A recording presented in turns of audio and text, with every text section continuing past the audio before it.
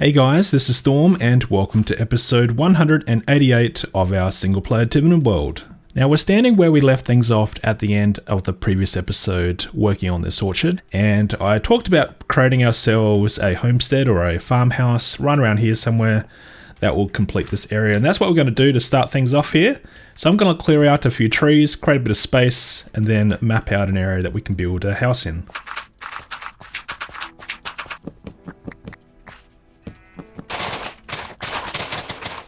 Alrighty, so we have some space to work with, and I'm not sure of the dimensions. This is not a house I've designed in advance. We're just going to wing it and see how we get on here. So I'm going to go with a elevated house design. And how far away do we want it from here? Probably a few blocks out. And we'll go all the way up to the edge maybe, or to there at the very least.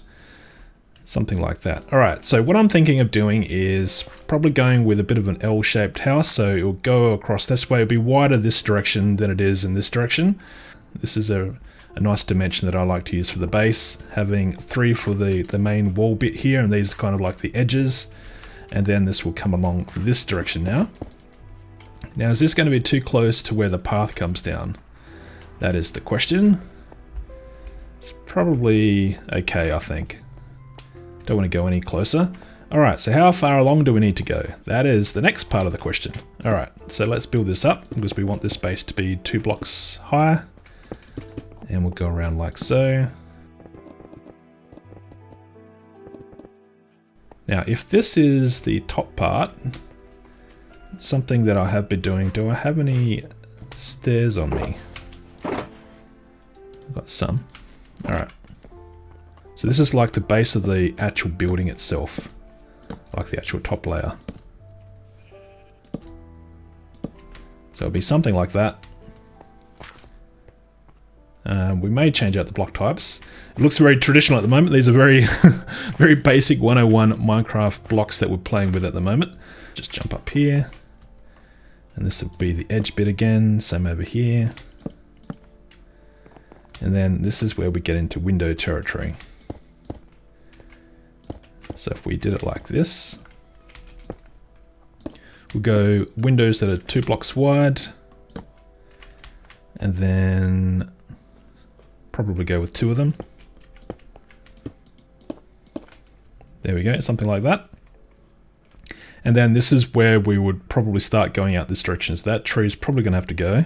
I think we have this part of the base sorted, and you can get the dimensions for the house now. So this is going to be a staircase that will come up here into a doorway, and we'll have double doors just there. And because now we know the dimensions, and we'll probably put in a single 1 width wide window somewhere along here, we now know the overall dimensions of the house. This will match up around the other side. So if we zoom on here, we'll have this coming all the way along, and this will create the other part of the L. So this will frame up just here, and we snuck it in just by this tree. So that fitted actually quite nice. Now I'm not going to stay with these blocks because these blocks, we know, I mean, we can build with these, but this is not a traditional Minecraft block palette choice we're going with. I want to try and use a few other blocks. Let's go with some basalt. I don't think I've used basalt at all in this game, at least for buildings. So I want to try out basalt down here. It'd be something like that. Now I am a fan of the wood. If you've been following the series, you know pretty much all my builds somewhere or another includes wood. And I'm a sucker for oak, so I think we might leave that, but we could strip it maybe. Maybe tiles? Or bricks? Which one matches this palette more? That block or that block? I'm not actually sure. And this is going to switch out the cobblestone perhaps. So if I were to take this out. Let's try out the tiles first.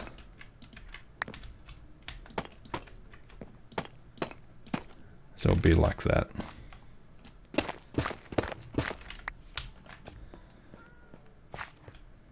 A little bit too polished maybe.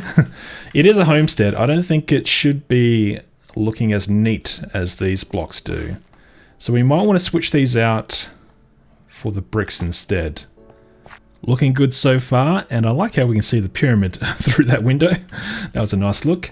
Now we're going to be a little bit brave here and switch out the variant of deep slate, and we're going to try and incorporate the tiles. I think just blending in a combination of blocks will just keep this build looking interesting.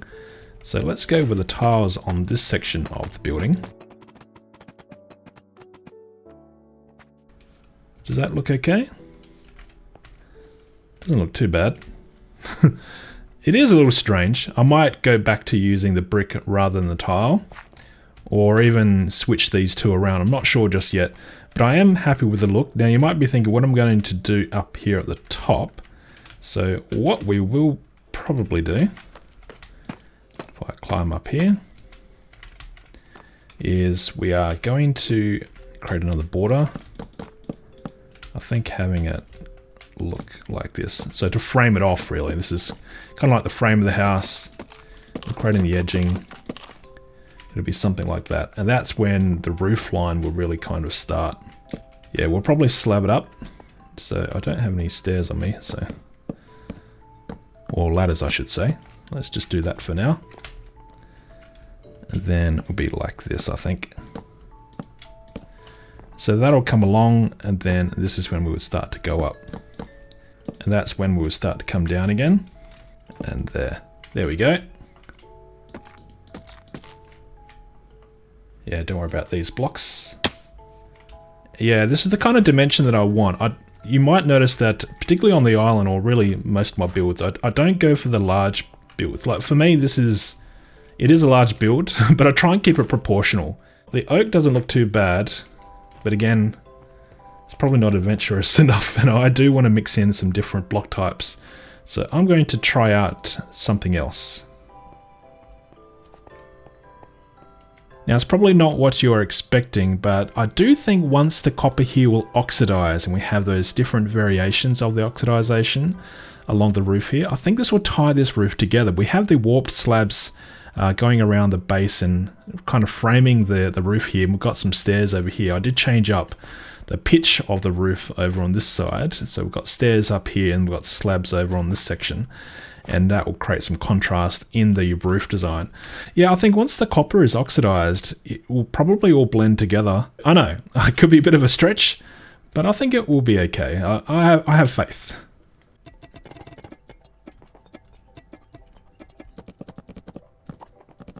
Now I'm very happy with this view we have of the orchard. So what we're going to do for the window here is something different. I don't want to do these kind of just simplistic looks for the windows here. We're going to go for something, yeah, a little bit more fancy. So what I was thinking of doing is I'll do probably one of the old faithfuls. Let's grab some grass and we'll have like an elevated flower bed running along there. And then we'll put some trapdoors around that to square it off and make it look good. And then I'm thinking of using some walls. What do we have? Got some brick walls. Yeah, let's give this a go. Let's jump on up and take a look at this. You know, there's a particular look that you can do with fence gates that I've never used in this world, and I must be one of the last people in the universe to do it, but that look there, maybe we could incorporate that into the build somehow. And then we could bring in this wall to add the actual glass. So rather than having the glass run along here, we'll bring the glass so it's connecting along these blocks. Well, I think this is the look we want. So I've gone with the cyan stained glass panes here for the windows. In fact, all of the windows.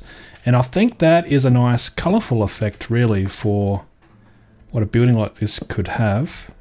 Let's put in some of these. These are like shutters or overhangs to stop some of the glare. And then we'll probably have some of these on these other windows on the exterior as well. But there we go. I do like this look. And going with a darker roof here is probably also going to help focus the attention down towards the floor. It's funny how this flower bed here kind of makes it look like we're at ground level, but we're not. Now you might be wondering, why on earth do we have this part of the house all open? And that's because as I was building this house design, I was thinking about where I could put in a fireplace. I'm thinking of having it over here. This is kind of like the logical spot where it probably should be. We have enough space in front of here to worry about any blocks that might come in from the fireplace design. And then we have enough on the side here to make it all blend in nicely as well. So that's why we've left all this open. Because I wasn't sure how we could make this look or incorporate it and make it look good. Well, I'm not sure if this is the final look we're going to go with, but it is an outline. We are going to change up this side. I just used that for placing blocks on the side here. But yeah, this is what we've got to work with. Now, I might cheat and extend the chimney all the way down to the basement. I mean, technically we only need to build it from here up, but then we have this section down here that's exposed. So I'm going to go ahead and fill in this chimney. We'll go on with the brick, the granite and polished granite look, and then we'll just do the final touches on the outside of the house here as well.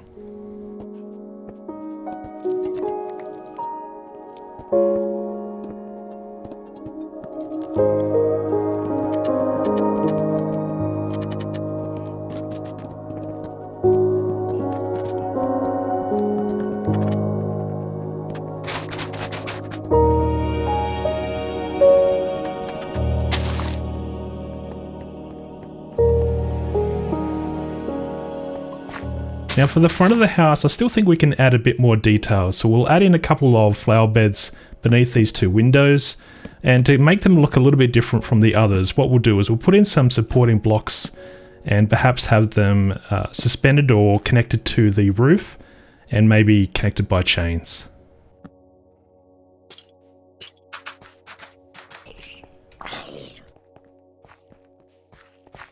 Well, after that little fiasco, I think that's the sign to hurry up and complete the build.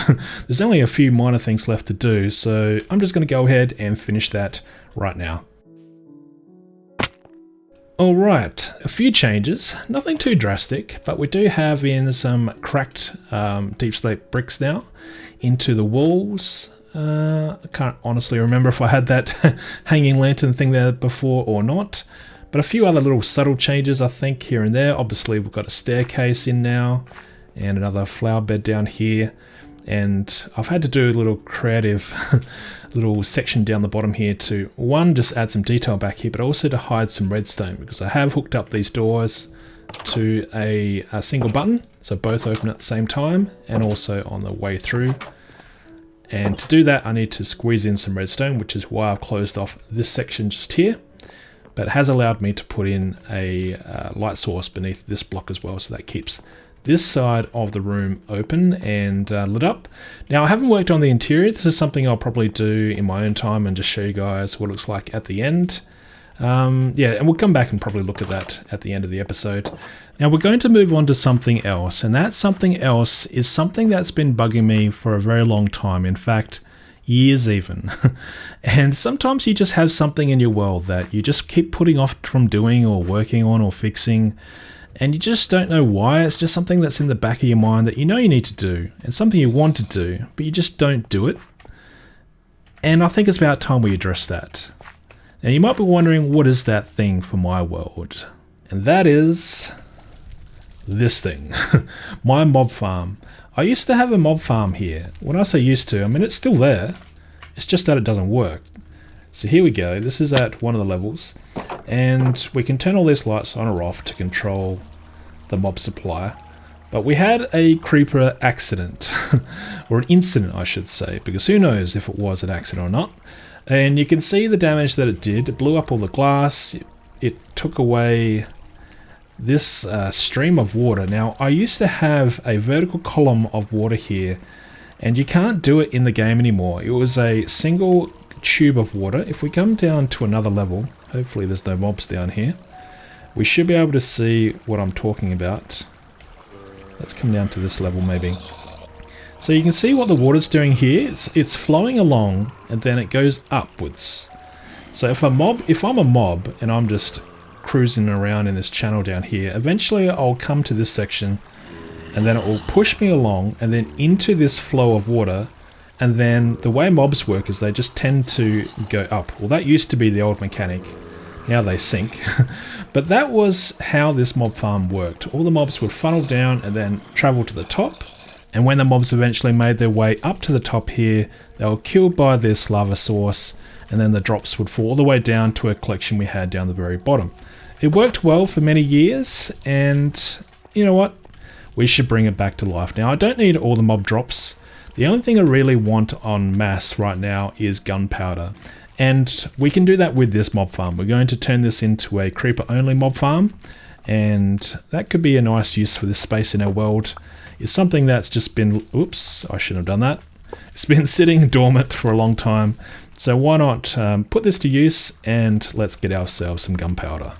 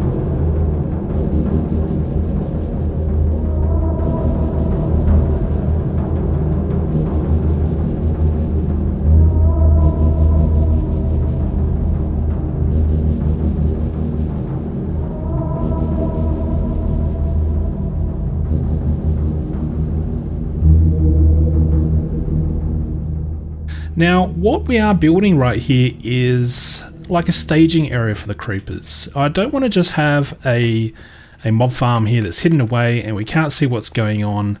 So I'm going to create like a visual display area for some creepers, and then they'll go down to the killing chamber and then off to storage, or for the gunpowder, that is. So this deep slate redstone block here is going to be where we're going to have creepers that will stand and hang out and chill out. So we're going to do something a little funky. Let's see if you can picture what we're doing here. Did I get that right? Nope, I totally didn't. Let's hook that one up, and then we should be able to do this. And over here as well. Now, do you see what we're going for here? Okay, that was a lot further down than I was expecting. Now, we have a bit of a platform here, and the theory is that we can get a creeper to fall here. I think we do have enough space, just. So the idea is I can dig out above. I can't go any further this way, but I can go further this way. So the idea is we'll have a tunnel basically that will go along this direction. So we'll have creepers come up behind this wall here. In fact, where's my torches so you guys can see something? Alright, so the creepers will come up a tube of water, and then they'll come along a water stream here, and then fall down just here, on top of that redstone ore block here. And how we're going to get them off this block, you might be wondering. Well, that's again where we can be a little bit of creative in our choice of display here. And where I'll put that pressured or that weighted pressure plate, that is going to be where we'll have a snow golem. Yeah, so we're going to use a snow golem to shoot snowballs, which will knock off the creepers off this block down onto this platform, and we'll have some flowing water here, and that will then move creepers down to a killing chamber. It's totally unnecessary what we're doing here. This is really just for looks and just have something different.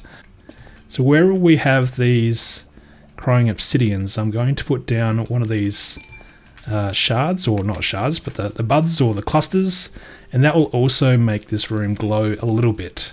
Now I've spent some time tidying up this room, adding in the ceiling here with the deep slate blocks. I don't think I ever mentioned what was up above here with the water that was flowing down, and that is a pond that we have right up near the surface here. We're actually not that far from the surface, and this is where we worked on this thing in the last episode as well. So the actual collection area we'll have those creepers is right below us here, so yeah, not a lot of room. Everything is quite compact down here. It's funny when you've got such infinite space really to work with, and you end up running out of room in a game like this. But anyway, it's a bit of a challenge for this part of the world. So I'm happy with this. We've got the crystals in place, and I've played with the location of that, the layout. I think it looks good now. And you can see I've also got some of these soul campfires down the bottom here. And I'm not sure if I want to kill the creepers here or move them somewhere else and kill them, yeah, elsewhere. So I'll think about that, but I do like the smoke effects you get. For the home stretch of the creeper farm, we're going to need some additional resources. So I've gone on a bit of a resource collection run and doing a bit of crafting as well. I think I've got pretty much of everything that I need now. And what we really need to work on is the spawning platforms for the creepers, and also the actual collection. Well, we're going to have the killing and the collection then of the gunpowder.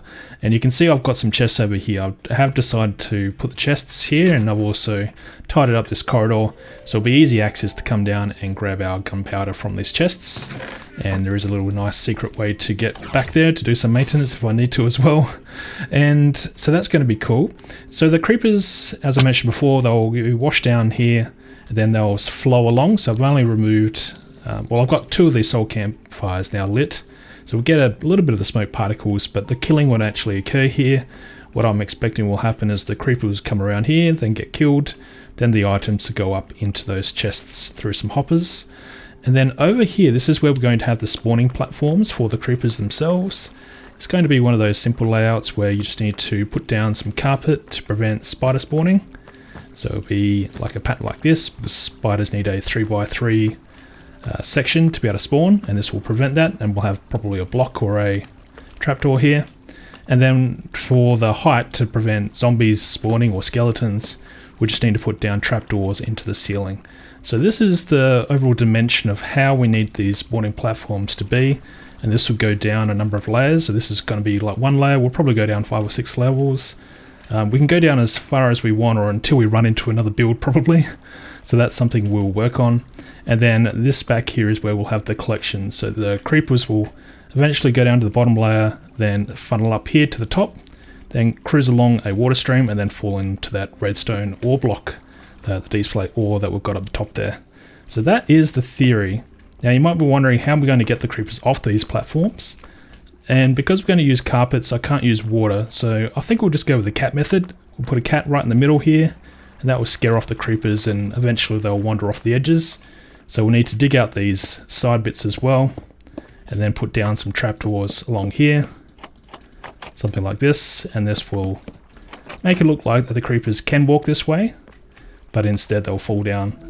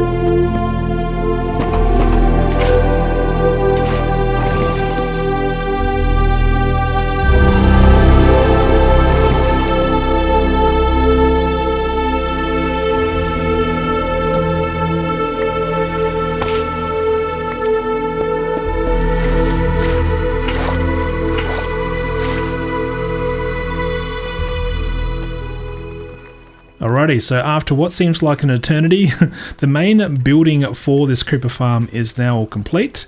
And you can see I've got our snow golem here all ready to fire up and throw those snowballs. I've also put in a redstone lamp above this guy, and when that's lit, it means this farm is turned off. And when it's dark, it means the farm is turned on. And we also have several redstone lamps on all the spawning pads, so that should also light up those pads to prevent the creepers from spawning. And we can control that through this lever, so when I flick that off, when I flicked it off, you can see it's gone dark, so this farm is now active. And we've got this redstone also hooked up to a hopper. It's pretty hard to see, but there is a hopper up there somewhere. Let's see if we can see it from here. Oh, not really, but it's basically this hopper here, and that goes out through this comparator. So when this top chest is full, and hopefully full of gunpowder, this farm will automatically turn off, and that will help prevent building up and stockpiling gunpowder that I can't collect into these chests. Alright, now we do see some creepers spawning, and that is a promising sign. I had no idea what the rates would be like. We ended up going with, I think, 6 slayers, those spawning pads. And the idea was not to have the most efficient creeper farm here, but just something that will give us some gunpowder, and I don't have to be nearby to collect it as well. So this is a passive creeper farm, and hopefully doesn't cause too much lag on this part of the world, given this is our main island here. And I am happy with what's happening. You can see the creepers aren't attacking the snow golem. That was always a concern. And the other concern was whether or not the creepers could attack me. And I am wondering, how close can I get if a creeper was to be hit by a snowball and perhaps, whoop. Yeah, I don't want to get too close. I may need to seal this off. And you can see, yeah, look how weird this place looks. It's certainly not the most pretty build right now. There's a lot of tidying up to do, but I do hear some creeper death going on, which is promising. You can see we've got a few banking up, so maybe the kill rate's not as high as it could be. There's many ways to kill these guys. I just went for the magma cubes, or the magma blocks down there. We could always switch that out for something else. Jeez, there's a few creepers coming in, more than I was actually expecting. So let's take a look at our creeper farm for the last time in this episode. You can see this stair entranceway area has been tidied up a little bit more, and it looks darker around here as well. Now this is spawn proof, this is a slab, so no mobs can spawn along here. You can hear these creepers, they're going a little bit nuts. In fact, the rates of these creepers is probably a little bit faster than I was expecting, so I might even need to turn off a couple of the spawning platforms, because if you take a look, we're getting a fair bit of gunpowder, and it hasn't been that long. Now you might be wondering, did we forget about this house that we started the episode with? And the answer is definitely no. You can see the copper is turning, and this is a bit of a testament to know how long that creeper farm was taking to build. Because, yeah, if you know when copper's placed together like this, it is the slowest ever to oxidize. You need to, if you want to speed up this process, you definitely don't put down copper like this. But you can see it's turning, and you can start to see the roof starting to become more green in the appearance. And that was the kind of look that we're going for. There's still a ways to go, but we're definitely on track now. And I have also worked on the interior, so let's go and check this out. Come on in, welcome. So this is the upstairs area. It's just got a simple kitchen and bedroom area. So nothing too crazy, but it does look okay. It fills out the building. And then we do have our downstairs as well, which is more for like plants and maybe some experiments. Maybe these are new crops, new types of berries that we're experimenting with. And yeah, it has a nice different feel down the bottom here than it does up the top. This feels more homely, and this area to me feels more like a workshop or a study area. And that's how I wanted to have the two separations between the upstairs and downstairs. Alright, so I think it's about time we end the episode. Hopefully you guys enjoyed it, and I'll see you guys in the next one. Take care. Cheers.